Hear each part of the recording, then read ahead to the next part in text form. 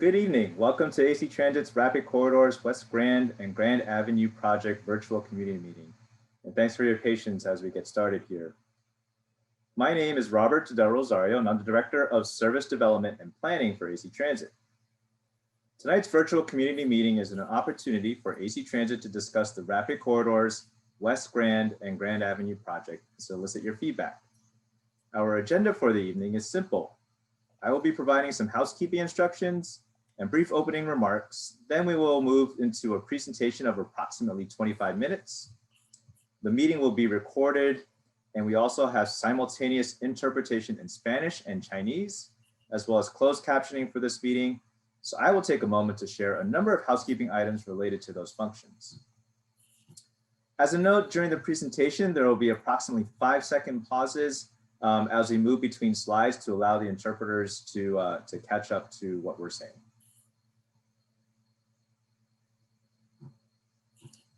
So first, closed captioning in English is available by clicking the CC icon in your Zoom control panel. Secondly, we have simultaneous interpretation in Spanish and Chinese for this meeting. For participants that want to listen to the meeting in English, once we turn on the interpretation feature, you will see a little globe icon in your Zoom control panel. As soon as I finish these instructions and the Spanish and Chinese interpreters finish their instructions, that globe will appear. Once it does, please click on the interpretation globe icon and select English from the menu.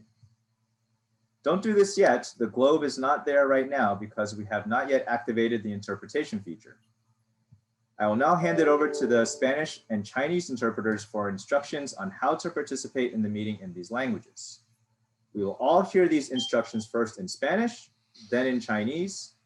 That is supposed to happen. After the instructions, we will move to our preferred language channel, after which we will only hear the meeting in our preferred language. Spanish-speaking interpreter, please go ahead and provide your instructions now. Bienvenidos a la reunión virtual de la comunidad y la conversación del proyecto de corredores rápidos para West Grand y Grand Avenue.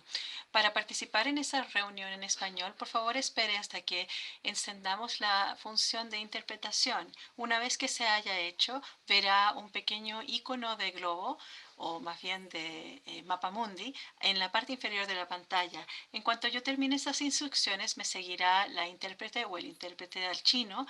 Una vez que termine ese intérprete, ese mapamundi aparecerá, y una vez que aparezca, seleccione el mapamundi y dentro de él seleccione el idioma español o Spanish desde el menú para recibir sus servicios de interpretación simultánea al español.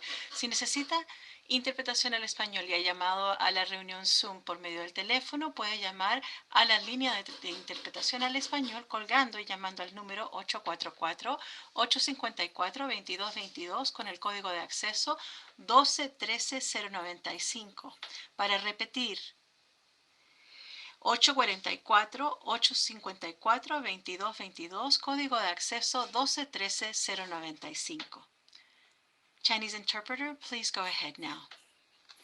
各位观众朋友，晚上好！欢迎您来参加今晚 AC Transit 的 Grand 西街、Grand 大街快速通道项目网络社区会议。我们为今晚的会议提供中文翻译，请需要中文翻译的参会者稍等片刻。我们介绍完 Zoom 的翻译功能的使用后，立刻会开启 Zoom 的翻译功能。届时，您会在您的电脑屏幕下方看到地球仪的标记，选择中文翻译，请点击地球仪标记，并选择 Chinese 中文。如果您是拨打 Zoom 的电话参加会议的，并需要中文翻译，为更好地为您提供翻译服务，请挂断 Zoom 电话，另外拨打844-844-0414，之后输入密码598821，再重复一遍电话号码844-844-0414，之后输入密码598821。Robert, hand the mic back to you. Thank you. Thank you.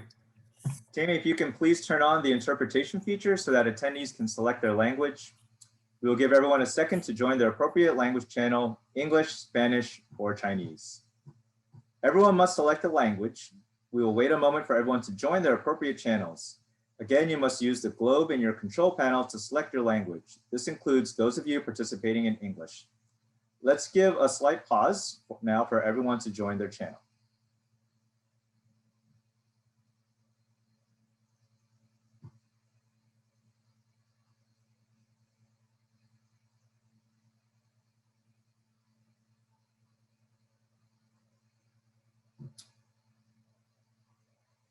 So thank you all for your patience as we work to ensure equitable participation for our non-English speakers. Now I will quickly review how we will take questions this evening.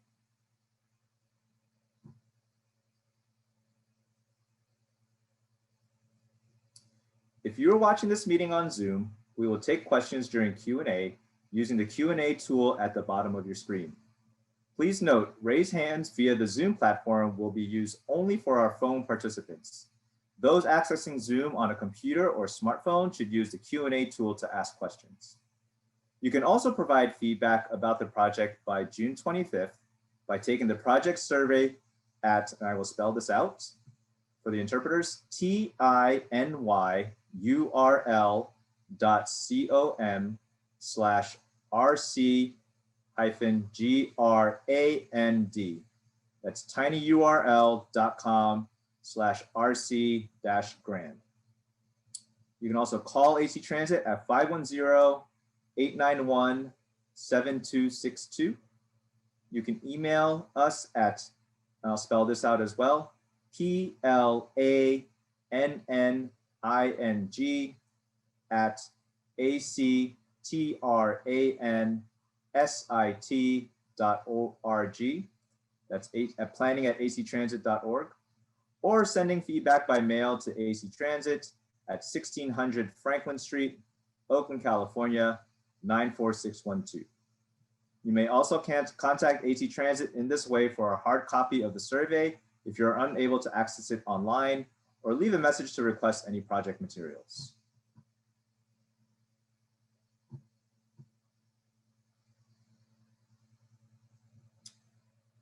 Again, thanks for patience, and welcome again to the virtual meeting for the Telegraph Avenue of West Grand Avenue Rapid Corridors project. Thank you for joining us today and taking time to learn about the project. I do see we have some elected officials and or stakeholder representatives today. I'll do my best to name everyone this evening. I hope I don't miss anyone. My apologies if I do. I do see Mercedes Rodriguez from West Oakland Community Action Plan and City of Oakland Neighborhood Watch Steering Committee. And I also see Liat Zavodivker, board member for Transport Oakland. Thank you both for joining us this evening.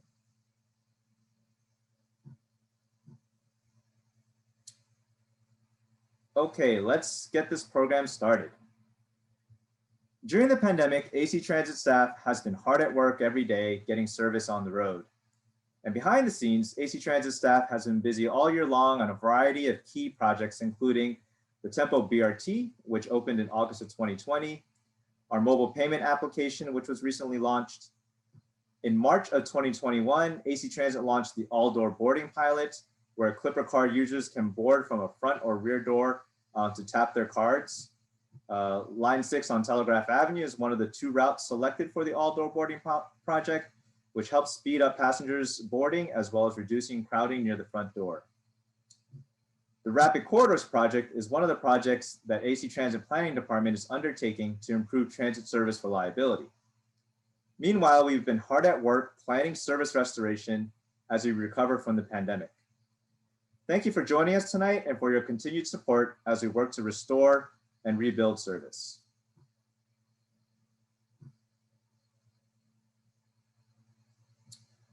For those joining the meeting late, please see the instructions on the screen for closed captioning and language access.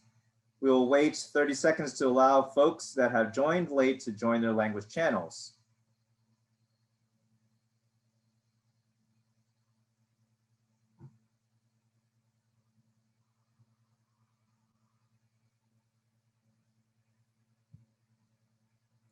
I will now hand over the mic to Claudia Burgos. As a note, during the presentation, there will be an approximately 5-second pause as we move between slides to allow interpreters to catch up. Claudia? Thank you, Robert. Thank you for opening up the meeting this evening. Good evening, everybody. My name is Claudia Burgos. I'm the Director of Legislative Affairs and Community Relations at AC Transit. Thank you for joining us this evening, and thank you for your continued support as we work to restore and rebuild service in the 13 cities and 8 unincorporated areas of Alameda and Contra Costa County, which we serve. We pride ourselves in being the third largest public bus system in California and the third largest transit agency in the San Francisco Bay Area. Our service is indeed critical to the regional economy and to the riders that rely on us for their essential trips. Our Transbay service across the Bay Bridge, San Mateo Bridge, Dumbarton Bridge had surpassed 15,000 average daily rides before the pandemic and was a service that had consistently shown year-over-year growth. Prior to the pandemic, we were also getting 30,000 students to school on a daily basis. So whether you're a rider, a business owner, an elected official, and even if you drive and just don't even ride AC Transit, I guarantee you that anything that impacts AC Transit in one way or another impacts you too. Prior to March 2020, we carried approximately 189,000 weekday riders and more than 53 million riders on an annual basis. As of last week, our ridership is still down about 60% compared to pre-pandemic levels. And our Transbay ridership in particular has been severely impacted due to people continuing to work from home and not commuting. But we all know that the pandemic is not going to last forever. And when the economy reopens, we're going to continue playing a critical role in the Bay Area's transportation network. We already connect with 16 other public and private bus systems, 25 BART stations, 6 Amtrak stations, and 4 ferry terminals. And while our overall ridership today is a fraction of what it was before the pandemic, we continue to provide a critical service, in particular for those that have continued riding during the pandemic. AC Transit has always been a lifeline for many, and our service has always been a critical component of the fabric of many East Bay communities. Ensuring the sustainability of AC Transit is truly a matter of equity, given that 65% of our riders are low income and 75% are people of color.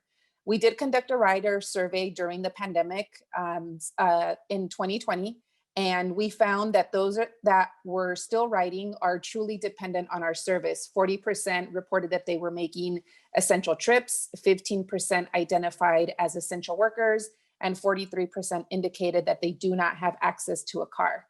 And today, I think maybe by a day or two, we still have the second highest ridership of any Bay Area transit agency, carrying more riders than BART. I think we're still holding a little bit of an edge over BART. And our average weekday ridership is second only to Muni. So with that general overview of sort of what our ridership is looking like, I want to turn the mic back over to Mika Miyasato, who's going to go into the presentation of the West Grand Avenue project. Thank you for being here this evening.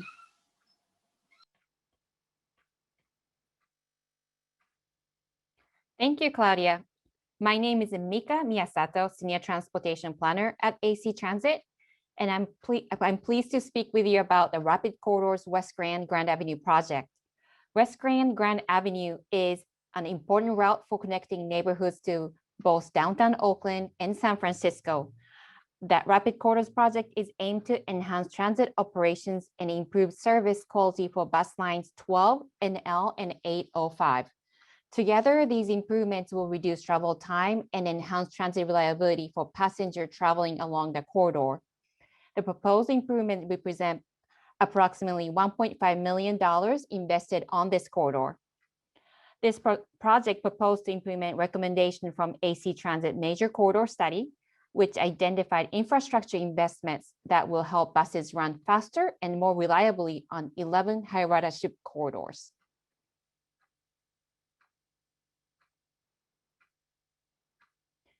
The project proposed to implement short-term recommendation from AC Transit, a major corridor study which identified infrastructure investment that will help buses run faster and more reliably on 11 corridors that carry more than half of the people who ride AC Transit. Currently, 3 corridors from the study are receiving improvements. This includes San Pablo Avenue, Grand and West Grand Avenue, and Telegraph Avenue. Today's presentation focuses on West Grand and Grand Avenue corridor. If you're interested in learning about the other corridors project, please check the project webpage at, I'll spell for the interpreters, www.actransit.org/rapid-corridors.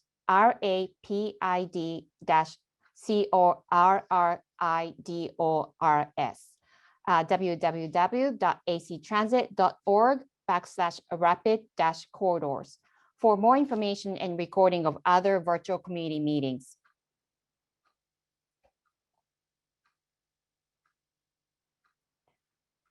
The project limit is 3 miles of a Grand Avenue and West Grand Avenue between Lake Park Avenue and Maritime Street.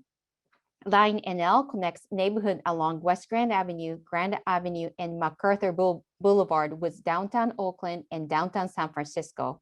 Line NL is one of the highest ridership routes with 3,300 weekday riders. Before the pandemic, it is part of the AC Transit major corridors. Line 12 and 805 operates on Grand Avenue. Line 12 is a local service route connecting various commercial districts in Oakland and Berkeley, including Jack London Square, downtown Oakland, Grand Avenue, Piedmont Avenue, and Temescal areas. Line 12 served approximately 3,200 weekday riders before the pandemic. Line 805 is an all-nighter service connecting downtown Oakland and Oakland Airport via Grand Avenue and MacArthur Boulevard. Line 805 serves 120 weekday riders before the pandemic.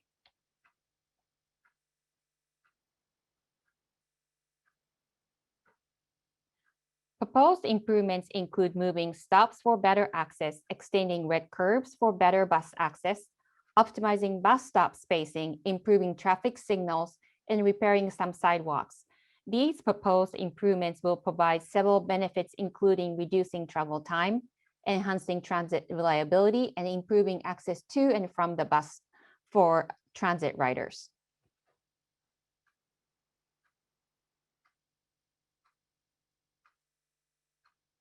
There are two types of bus stop locations, near side and far side stops. Near side bus stops are located immediately before crossing an intersection, and the far side bus stops are located immediately after crossing an intersection. Far side bus stops relocation means that buses will spend less time waiting at red signals and that pedestrians will be provided with improved visibility when crossing the street.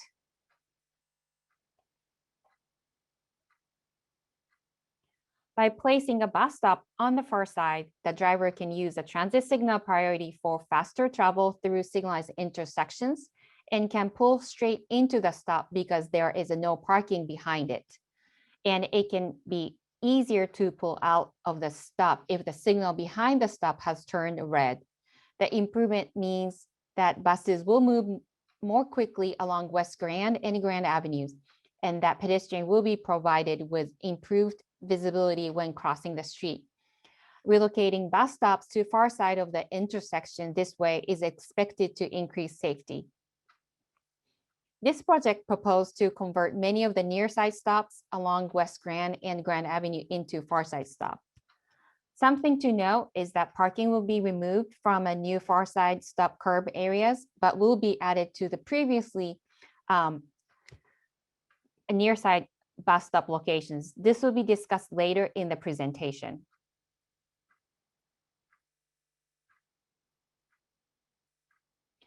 Some bus stops are proposed to be extended, which require longer red curb. Longer bus stops provide buses with more space to align with the curb when approaching bus stops.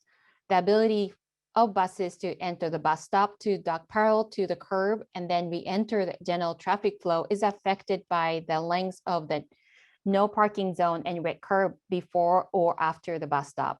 Providing sufficient space for buses to align next to the curb will improve accessibility for customers with all levels of physical ability.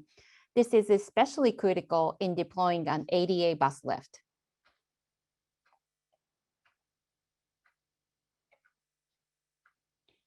In reviewing bus stop locations and spacing, we considered several elements, including land use, ridership, bus operations, safety, and stop spacing. Bus stop locations are proposed to be adjusted to achieve desired spacing to balance ease of access to bus stops and efficient bus operations.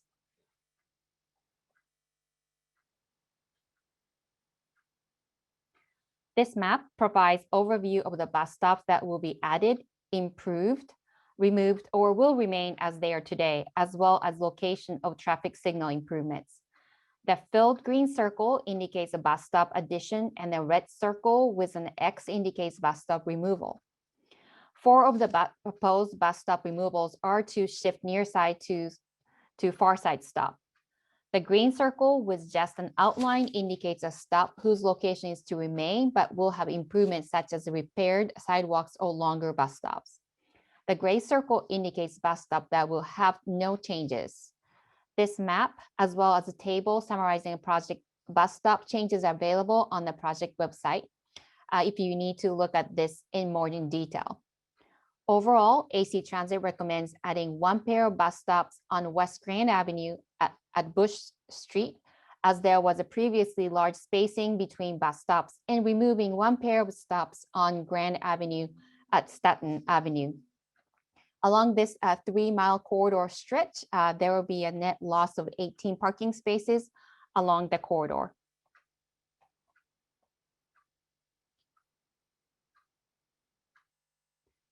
Now, let's talk about the proposed traffic signal improvements. Transit signal priority allows buses to request priority upon arrival, and then signal can grant additional seconds of green light to reduce time spent waiting at red lights.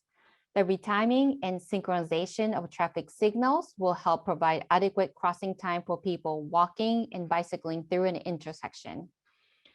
Coupled with signal coordination and retiming, transit signal improvements will improve transit service reliability and reduce travel time.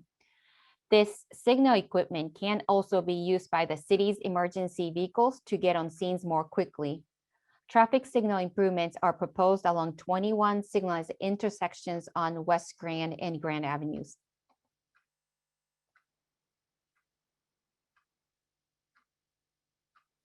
Some sidewalks at existing and new bus stops are proposed to be improved, rebuilding some sidewalk areas and paving some portion of dirt planter strips to provide access to bus doors and space for ADA bus lift. At some point, at some spots, bike racks, planter pots, and other street furniture will also be moved to provide ADA access. These changes improve safety and access for passengers of all ages and abilities.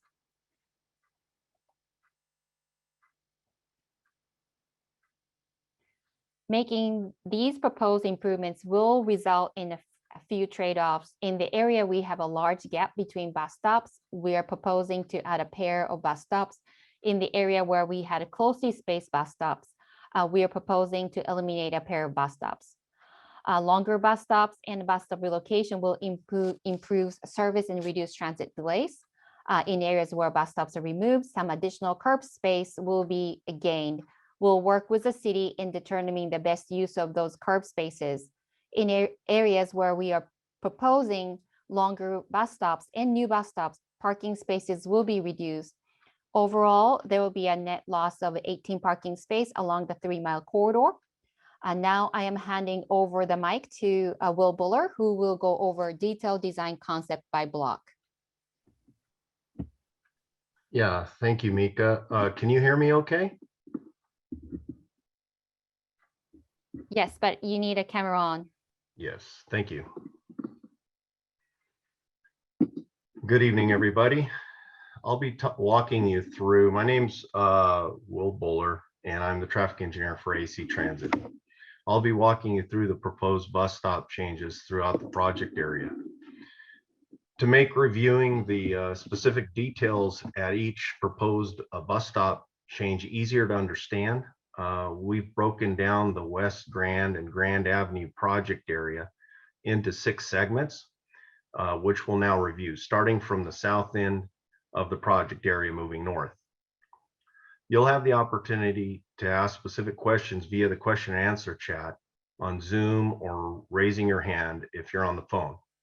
In addition, you can review these more deeply through the online survey accessed through the project webpage.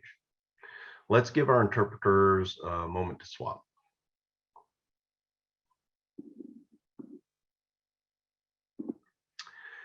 Segment A between Campbell Street and Mandela Parkway, the project is proposing to relocate bus stops to far side of Mandela Parkway. Bus stops will be relocated after the ODOT repavement project completes curb painting in the summer of 2021.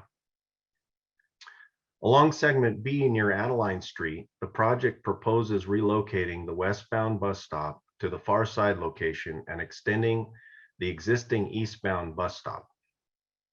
The proposed far side bus stop at both locations will take advantage of transit signal priority for faster travel along the corridor. There will be a net loss of 5 parking spaces in these segments. Segment C includes improvements near Market Street and proposes the relocation of one westbound near side bus stop to a far side location at Market Street intersection and leaving the existing eastbound stop as is. The resulting pair of far side stops will take advantage of transit signal priority and reduce travel time and enhance transit reliability. There will be a net loss of 1 parking space to make these improvements. Segment D contains bus stop improvements near Brush Street, with an addition of 2 new far side bus stops in each direction with sidewalk improvements at the westbound stop. There will be a net loss of 8 parking spaces in this segment to make these changes. The new bus stop pair would allow transfer to transit service along San Pablo Avenue, lines 72, 72M, and 72R, and also provide access to bus stops where bus stops were not previously available. Without these proposed bus stop pairs, the existing bus stop spacing between West Grand Avenue at Market Street and Thomas L. Berkeley Way at San Pablo is a half mile.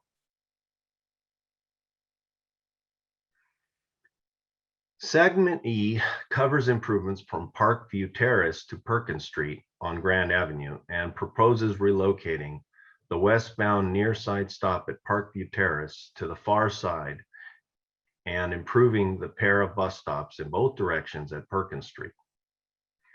The improved eastbound stop at Perkins Street is proposed to receive a red curve extension and shift the existing bike share station for easier bus alignment to the curb and improved access for transit riders. The westbound stop is proposed to include no parking or stopping signs to discourage truck loading and will paint the words bus stop on the pavement. These improvements are aimed to decrease potential conflicts and traffic delays to improve transit reliability and reduce travel speed. Unfortunately, neither of these stops can be effectively moved to the far side of Perkins intersection because of conflicts with existing bulb outs onto Grand and large existing trees. There will be a net loss of 4 parking spaces for this segment.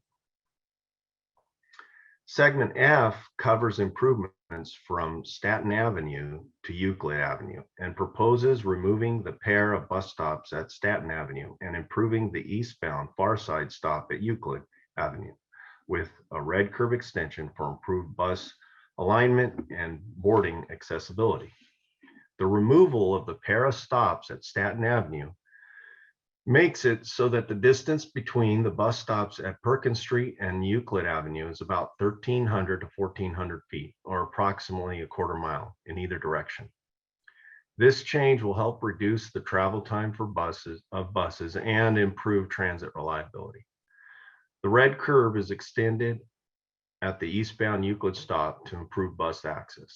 The westbound stop at this intersection cannot be moved to a far side location because of street trees and a bulb out. There'll be a net gain of 4 parking spaces. in this segment.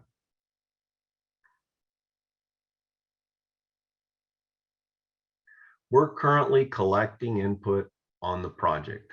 The deadline for comment is June 25th. We'll go over different ways to provide input in addition to participating in the question and answer session as part of this virtual meeting. We'll take this public input and finalize designs for this project, which will be prepared later this year, with construction and project completion following by fall of 2022. Thank you, everyone, for listening. This concludes the presentation portion of this meeting. We'll now move into the question and answer session.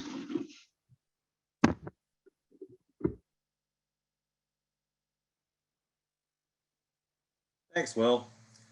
We recognize that was a lot of information, but we thought it was important to share with you not only the ways in which we have been impacted by the pandemic, but also we are still advancing projects that are aimed at improving service quality, reliability, and the rider experience. With that, we are now ready to transition to the portion of the program for comments, feedback, and question and answer. Many of you here tonight live, work, and/or travel on West Grand and Grand Avenue, and we want to hear from you. We will be posing any questions that arise to our panel for a response so that all participants are able to hear the answer. We will be recording comments and feedback addressing West Grand Avenue project so that we can consider them in refining and finalizing the project design. But for the sake of time, we will not restate these.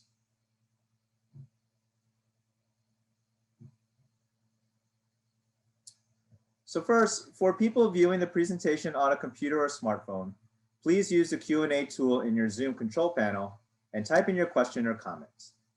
Please do not use the raise hand function if you're watching the meeting on the Zoom platform, as we are reserving this feature for folks calling in on the phone only to ask their questions. Now I'm going to review how people joining this meeting on the phone can participate in the Q&A session. While I give instructions to the English phone line participants, the interpreters will give specific instructions to those participating via the Spanish and Chinese phone lines. For those of you on Zoom on your computer, if you have a question for our panel, this is the time to get it into the Q&A box at the bottom of your screen. For English-speaking participants calling into the meeting on the phone, when we begin taking questions from the English phone line, you will need to dial *9 to raise your hand. Then when you are called upon by the last 4 digits of your phone number, dial *6 to unmute yourself. Before we start the Q&A, we'll take a short break to allow time for interpreters to switch roles, catch their breath, and take a sip of water.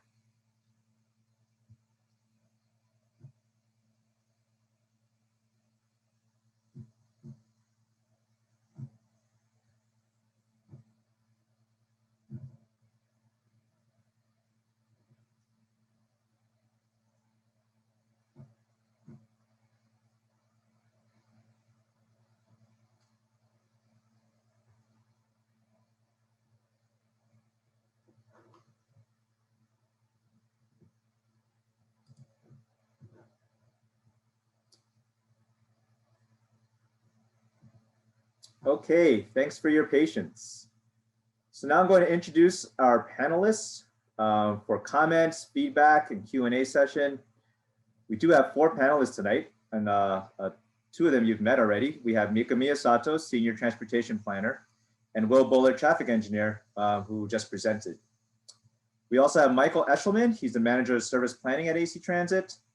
And Phil Erickson is Principal Urban Designer with Community Design and Architecture, for working with AC Transit regarding the location improvements for bus stops.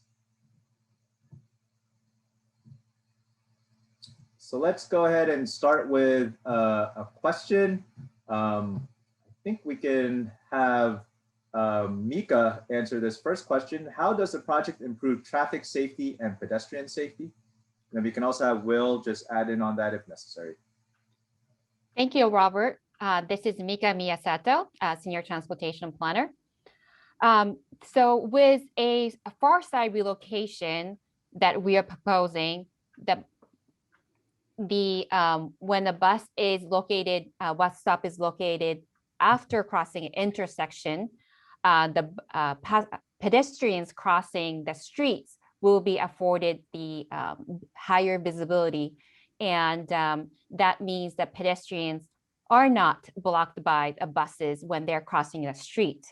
And also, buses can pull in straight into bus stops. Many of you probably have seen that when the bus stops is not designed correctly or not long enough, the bus won't be able to pull in flush to the curb, meaning that they will be sticking out into the traffic lanes and will not be able to drop off, or the passenger cannot alight easily onto our buses. Great, thanks, Mika. Why don't you stay on for the next question? The commenter thanks us for sharing the corridor plans. And the question is, have you considered increasing accessibility and reducing dwell time by adding bus boarding islands? Thank you. This is Mika again. For this project we are doing a short-term improvement for the West Grand Avenue, as well as San Pablo and Telegraph Avenue. Due to the budget limitation, we are not considering a bus boarding island except one location in Berkeley. Those bus boarding island, budget-wise, bus boarding island is quite expensive, and we would need to have a larger budget to accommodate a bus boarding island.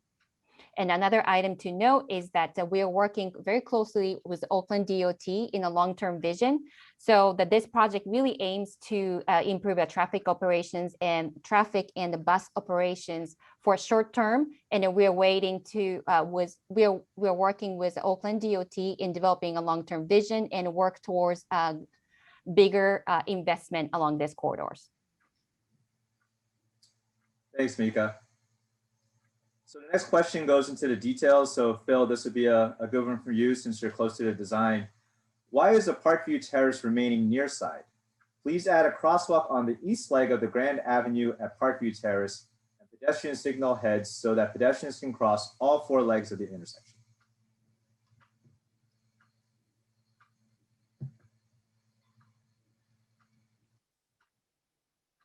Sorry about that. Hi, I'm Phil. The screen expanded and I couldn't get to the mute button. That's a good question.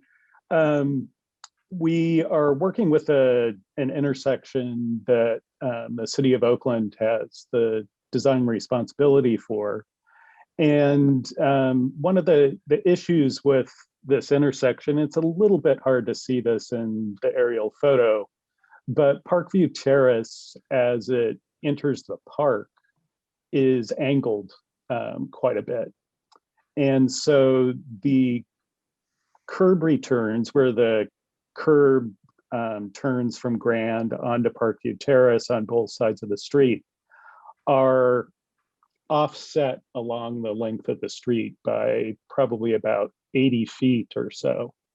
So the crosswalk would have to be at a really odd angle going across the traffic lanes. So the city of Oakland decided to just have the crosswalk on the east side.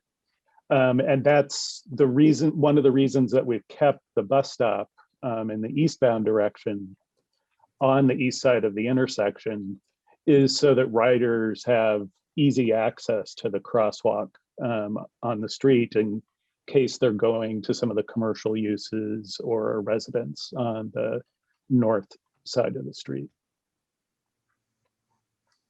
Makes sense. Thanks, Phil. So this question is for Mika, if you can take this one. It looks like there are some improvements to sidewalk conditions. Can you tell me about the sidewalk improvements associated with this project? Yes, for many locations, that means that in the immediate vicinity where the bus doors align with the bus stops, we want to make sure that there is a concrete sidewalk that's available. And in some places it's a planter dirt slips that needs to be filled in. And another locations, the sidewalk width was not quite 8 feet. So we're making sure that the bus stops are located next to the sidewalk where at least 8-foot width is available. So we are making improvements to make sure the bus door can open to the area where that they can deploy the ADA bus lift.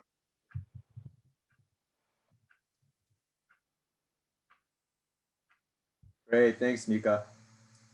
Stay on for this two-part question, and Phil, you can also take the second half. So why don't we start with the first part of this question? How does the redesign of Grand Avenue by ODOT, that's the Oakland Department of Transportation, figure into the bus plan?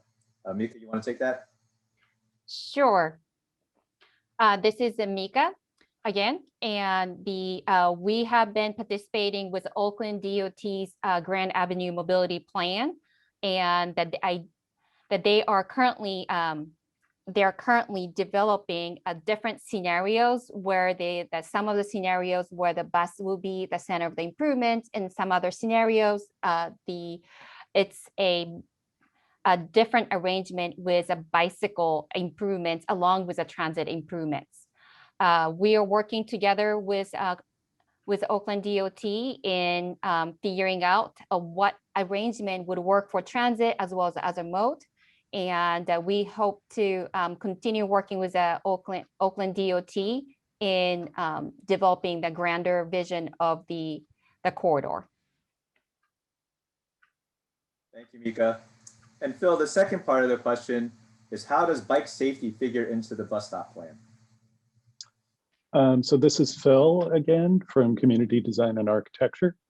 That's a good question. And I think Mika earlier in talking about one of the benefits of moving buses to the far side is that creates an opportunity for the bus to more easily align with the curb and not have the rear of the bus sticking out into the traffic lane, or in some places on Grand possibly sticking out into the bike lane. Similarly, we are taking other stops and increasing the length of the stop, again, so that the bus can pull in and not be blocking a bike that would be coming down the street. Thanks, Phil. Mika, back to you. This is a question about the program and our overall vision for Grand. Have you thought about bus lanes on Grand? Yes, this is Mika again. In 2016, the AC Transit the board approved the major corridor study, and the Grand Avenue and West Grand Avenue was part of the 11 major corridors. And in those, the AC Transit short-term and actually long-term vision both, we are envisioning this corridor to have a transit lanes with a robust improvements. One of the challenge is that there are multiple lines operating in this corridor, and this is a corridor where there are a lot of competing needs. So that yes, from the AC Transit perspective, that we envision that this corridor would need a robust transit improvements, and we have our board approved document shows that we are interested in having a transit lanes along this corridor.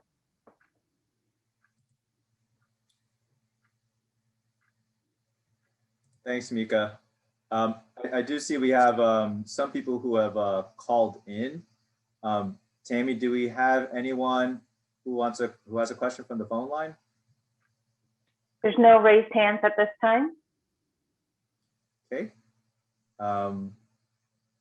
Let's go back to some other Q&A.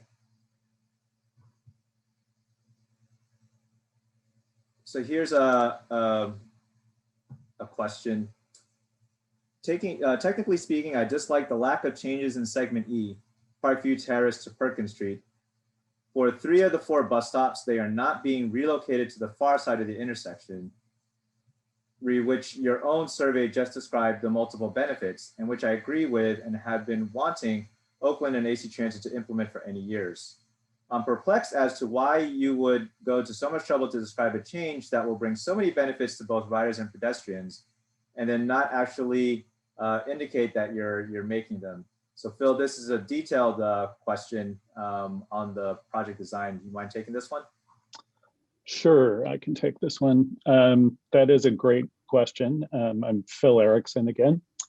And this is something that we spent quite a bit of time trying to work with and see if we could move particularly the Perkins stops to a far side location. When Will was doing the presentation, he mentioned that there are curb extensions, bulb outs at some of the crosswalks.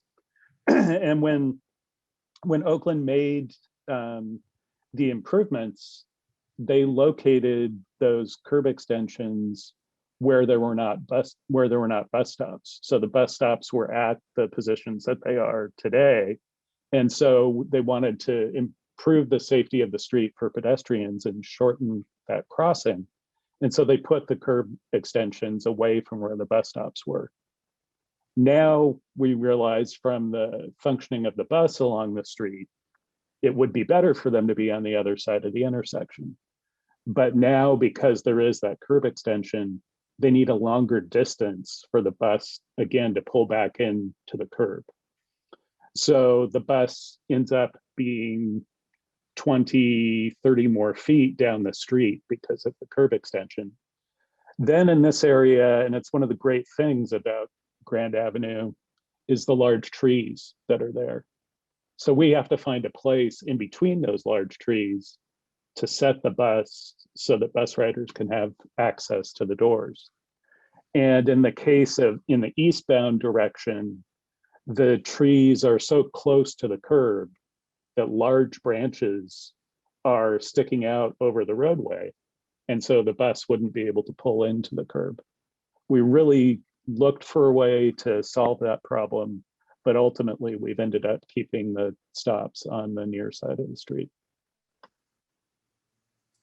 Thanks, Phil. That makes sense. Trees and buses oftentimes don't mix when you have a low overhang. So thanks Exactly. for that. Yep. So let's quickly, before we continue, let's quickly check the Spanish phone line. Do we have any questions from the Spanish phone line? No questions at this time. Thanks, David. And what about the Chinese phone line? Do we have any questions from there? No questions at this time. Thanks, Stephen. So let's get a question about service. And Mike Eshelman, as our service planning manager at AC, this one's a good one for you to answer. Can you increase the frequency on the NL line? I think that's a great question. Sorry, I think I got an. That's a great question. This is something that we're looking at constantly, and right now, actually starting in April with the Transit Talks series, we began public engagement to figure out what we'd like the future of the network to look like. And as part of that, we're definitely going to be looking at local service as well as trans-based service. So what are the appropriate places to increase service? Where are people going to be moving about in the future? And what are the most critical lines that will make up the backbone of our network and moving forward? So there's going to be more opportunities for input on what lines we want to be adding service to. And we encourage everyone at the meeting today to keep an eye out for public engagement opportunities and some alternatives that might be coming out in the fall or winter that they can react to and let us know whether we're hitting the mark or we're not. And I wouldn't be surprised if the NL was one of the lines included within those proposals. Thanks, Mike. We're definitely looking forward to recovery and getting beyond the pandemic and getting our service back. So I know that's something that's eager for everybody. Back to Phil on a more detailed question on the project design. The question states, I'm generally excited about this project and I'm supportive of the bus stop move. However, for the westbound bus stop location proposed at Market Street, it seems that a good portion of the block is already marked as red curb / no parking. and it seems quite possible to repurpose that as the bus stop without removing street parking spaces, or repaint the curb to release some of the current red zone as valid parking spaces. So I think the question here is about using the existing red curb or somehow returning some of the curb back to parking as we put the bus stop there. Sure. So this is Phil again. Kai, if you could go to the plan that's at the back of the PowerPoint. That was it. One more back, I think. There we go. So this gives you an example of the details that we've been looking at this point in terms of how to get the bus stops to work. So this is the stop that was being talked about on Market Street, on past Market Street on West Grand. I believe the area of red curb that the questioner is asking about, if you see that label that says driveway, the existing red curb extends from that driveway all the way back to the crosswalk, which is outside of this image. But you can see that there's a driveway that's right there. And so we try and minimize places where doors open onto driveways. In this case, the rear door of a 60-foot bus would, but we want to avoid having the other doors open onto a driveway. So we had to keep looking at moving the bus further to the west to find a place where you can see here we're also locating the bus so that we can keep an existing tree in between that one clear accessible zone and the door behind it. So unfortunately, given the existing conditions of driveways and trees, we had to move the bus stop further to the west than we might otherwise be able to. But it's still close enough to the crosswalk that if a car was parked there, it would be blocking the bus stop and the ability of the bus to get to the curb. So these are the kind of puzzles that we have to work through as we're finding ways to move the bus stops around.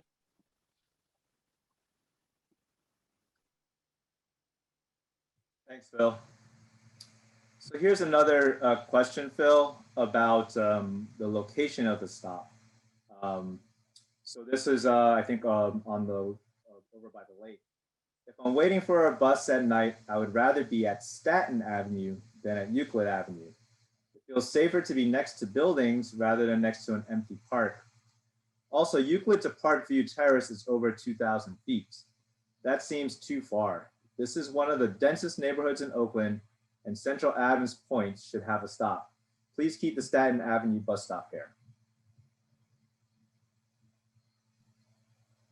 So again, this is Phil. Yeah, deciding which bus stops to remove is always a challenging thing. One of the things here is that the questioner talked about the distance from this stop to Parkview Terrace, but in fact, the pair of bus stops that are the closest in the western direction are at Perkins. And so that's the distance to the next set of bus stops. And that's about 1,300 feet from the Euclid stops to Perkins. So that's within the range of the board policy for the local bus service that is using these stops.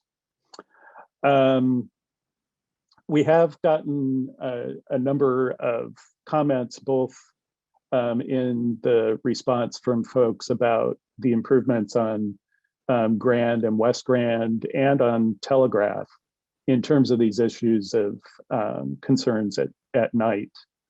And unfortunately, within the budget of this project, we're not able to look at installing pedestrian lights and things like that to improve the lighting of these streets. But I think that's something that certainly AC Transit would support in the future with the long-term vision for Grand Avenue, and the way that that's phased over time is to find some opportunities to improve pedestrian lighting. Thanks, Phil. Yeah, good comments about lighting. That's always a tough one with a big capital expense. And I know that the stop spacing, we're definitely in favor of spreading them out a little bit, but we do have a policy to keep them within 1,300 feet so that we can get that good balance between keeping the bus moving and also picking up passengers. So thanks for that explanation. The next question, I know Mike Eshelman, you have a lot of planning work done on zero emission buses. And so this question is for you. It's air quality along this corridor is quite poor. When will the 12 line and the NL line be getting electric buses? Great question. Yeah, I'm Michael Eshelman, Service Planning Manager at AC Transit. And AC Transit is really committed to a zero emission future. Back in 2017, the board adopted what we called the Clean Corridors Plan. That plan focused on 4 corridors in particular, West Oakland, San Pablo, Richmond, and MacArthur Grand. And so those were the 4 corridors that were planned to be implemented first. We used that and actually got a grant for the MacArthur Grand Avenue corridor that will actually fund the turning all of the buses on the MacArthur Grand corridor into zero emissions. So that's in the pipeline now. It's a matter of procuring the buses and putting them into service. Right now, we're actually doing a test of the zero emission buses that we currently have in the fleet along a number of lines. And some of those pass through West Oakland. Line 12 currently operates with 30-foot buses. And at this point, we do not have a 30-foot zero emission bus that we've tested and approved at this point. But we ultimately, Division 2, where line 12 operates out of, is a high priority for us to go fully zero emission, is going to be one of the first 2 divisions to do so. So we expect line 12 to be among some of the first lines to go zero emissions as soon as we have the capability of doing so. Thanks, Mike. Okay, so the next question is a good one about real-time information. I know this is a rapidly evolving technology with transit riding and transit planning. So the question is for Mika, if you can answer this as related to the project. Will there be real-time bus information at the bus stops? This is Mika Miyasato. So there are some bus stops already with real-time information. And if we're moving bus shelter with a real-time information system, we'll move the shelter with the real-time information and be available at the new locations. However, we're not planning on adding or retrofitting existing bus shelter with additional real-time information at the bus shelters. Thanks, Mika. And there's definitely, I think it's a great amenity to have them at the bus stops, but there's also lots of different ways that we can get real-time information, whether it's through our smartphones, laptops, or other trip planning tools. Why don't we just take a 15-second pause here to give the interpreters a break and a chance to catch up, and then we can hit on to some additional questions.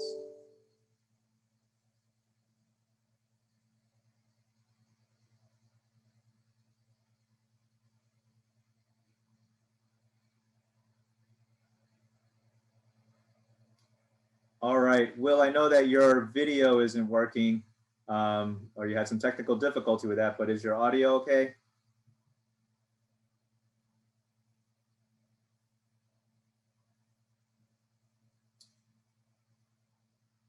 Perhaps not. All right, so why don't we hand this over to Mika on TSP. Is this something that you think you have some information on?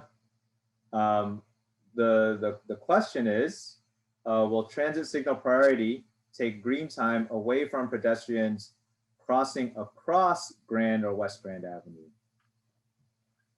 This is Mika.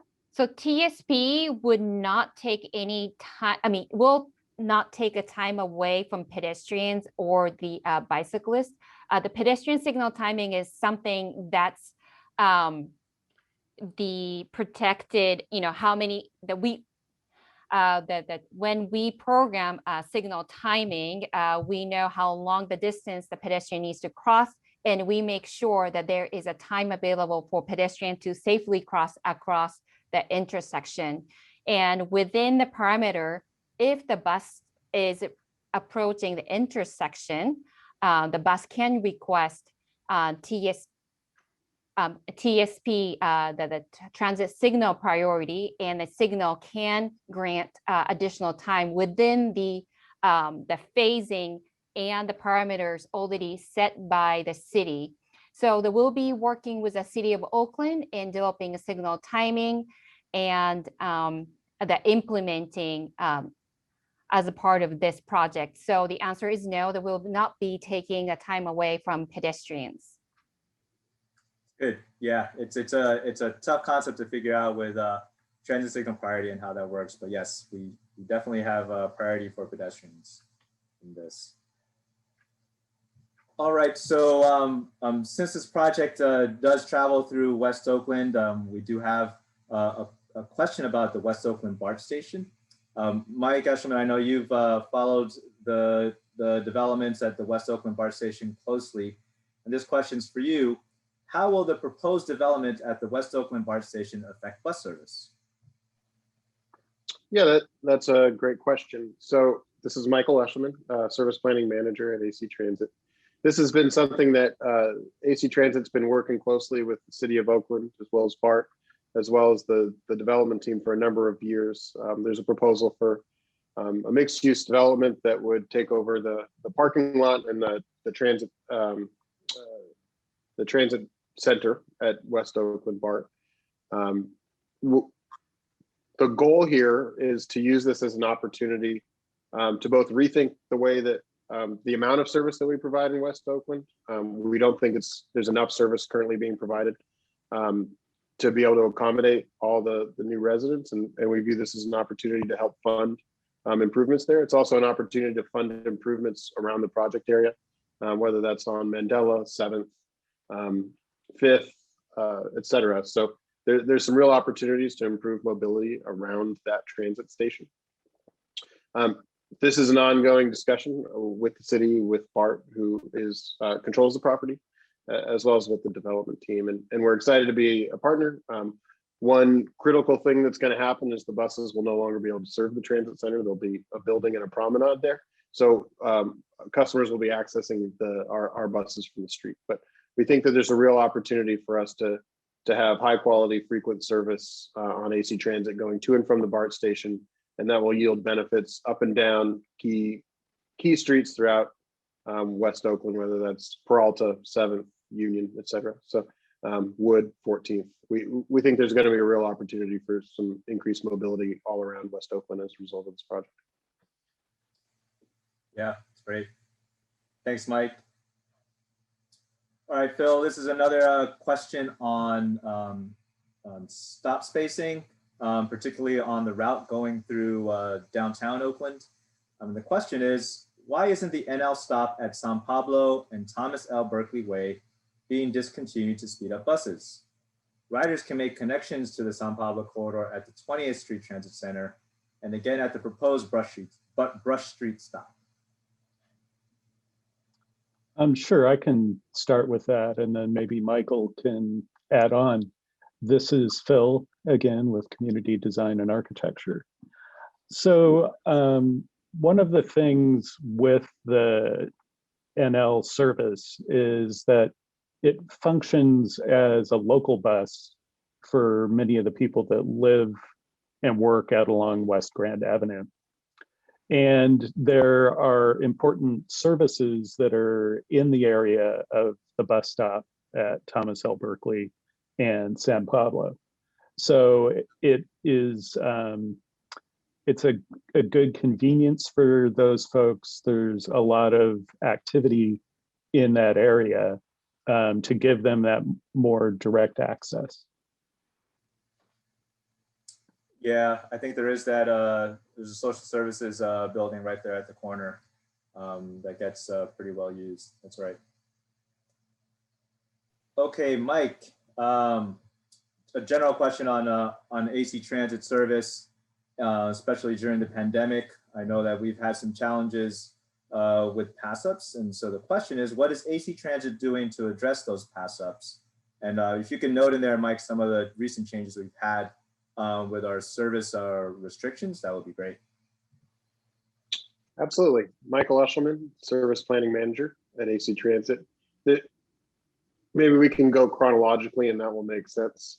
So, back when the pandemic started, we needed to move to 6-foot physical distancing, which really limited the number of folks that could get on the bus. So at times we can only put 6 people on a bus like the 12 and 10 people on a regular bus. And then the NL, which has the 60-foot buses, could carry 16 folks. We really started to see a lot of pass-ups as the question asker mentioned. What we began to do early on was we developed what we called a shadow bus program that had when we had spare vehicles and spare operators, we identified the locations and the times around the network where we had pass-ups happening. And then we essentially just shadowed those buses with other buses. So the bus would go out, and then a few minutes later, we'd have another bus following it, trying to pick up anyone that might have been left behind. Subsequently, the IT team developed an application that showed customers where buses were crowded and not crowded. So you could see whether the bus that was coming down your way was going to be crowded, and allowed you to have a little bit more information when you're making decisions about which bus to take or when to take the bus, or what options you might need to consider. More recently, what we've been doing is we've increased some service in August 2020. So we turned, initially all our service was at Sunday service levels beginning at the end of March 2020. In August, we went up to weekday service on pretty much all the trunk lines and all the route lines where we saw pass-ups happening. We then more recently have continued to increase service. We're turning on service on a few more lines in June. But really, most importantly, what we've been seeing is that we're passing up a few people with any given bus, and that's largely because of the capacity constraint. And so just this Monday, actually, we were able to move to 3-foot social distancing. So now we're talking about 20 people instead of 10 on a 40-foot bus. So for most of the trips, for the ridership demand that we've been seeing during the pandemic, that should ease the majority of the pass-ups. We're keeping an eye on ridership right now to see whether we're getting reports of pass-ups and where they're occurring. And as we move forward with every quarterly service change, we're identifying where we need to be adding service back as we have more operators available and we have funding available. Thanks, Mike. That's a good thorough response in where we stand with our service and how we can grow again, and then also address the pandemic and this recovery. So really appreciate that. This question is about the bus stop changes on the projects. And for Mika, this would be a good one for you to respond to. How will riders be notified for the bus stop changes in this project? Hi, this is Mika again. So for our riders, the best ways to learn about the project is staying connected with us through e-news. If you have not already signed up, the best way is to check our website under the Stay Connected, and you can check on the e-news. And if you subscribe on lines 12, 805 or the NL, you would hear about the specific route changes to any bus stops or routes schedule related with your line. And also before the construction or any changes happen, you may have noticed before that some bus stop would have the bags or notification tied to your bus stops. So there will be the notification to the bus stop itself, and you would also receive via e-news if you're subscribed to one of the e-news.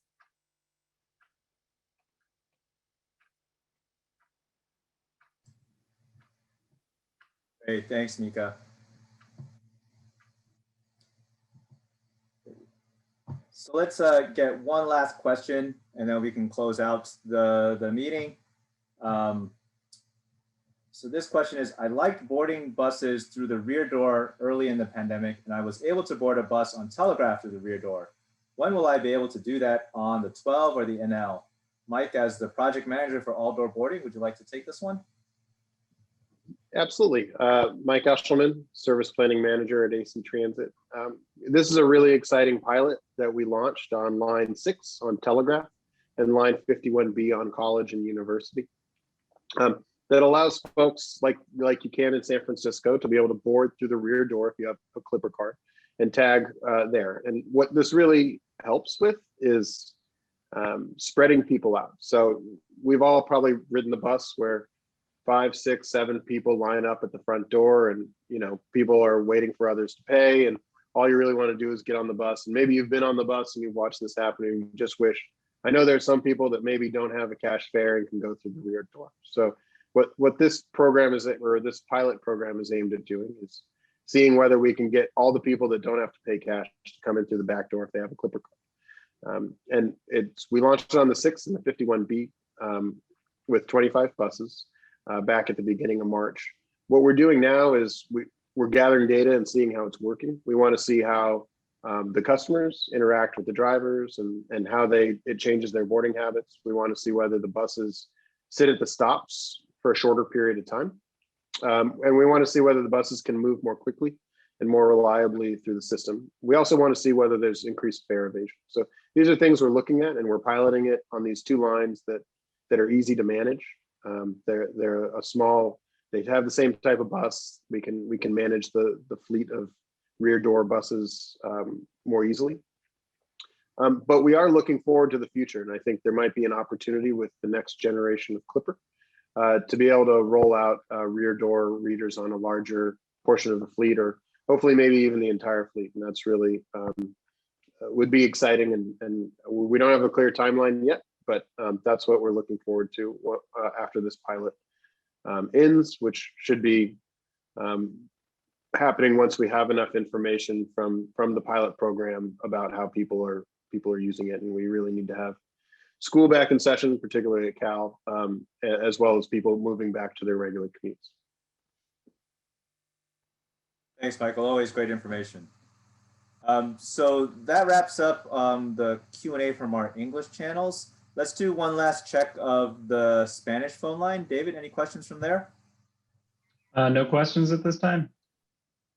Thanks, David. And Stephen, do we have anything from the Chinese phone line? No questions. Okay. Why don't we go ahead and close here? So we'd like to give a big thank you to everyone who joined us on this meeting. Recordings of this session in English, the PowerPoint presentation in English, Spanish, and Chinese, the project survey, additional project information, and AC Transit contact information will be available on the project website at, and I will again spell this out for the interpreters, http://www.actransit.org/RAPID-CORRIDORS. That's www.actransit.org/rapid-corridors. Please send your comments and complete the survey by June 25th. The survey is available in English, Spanish, and Chinese. Thanks again to everyone for participating, and have a great rest of the evening. Good night.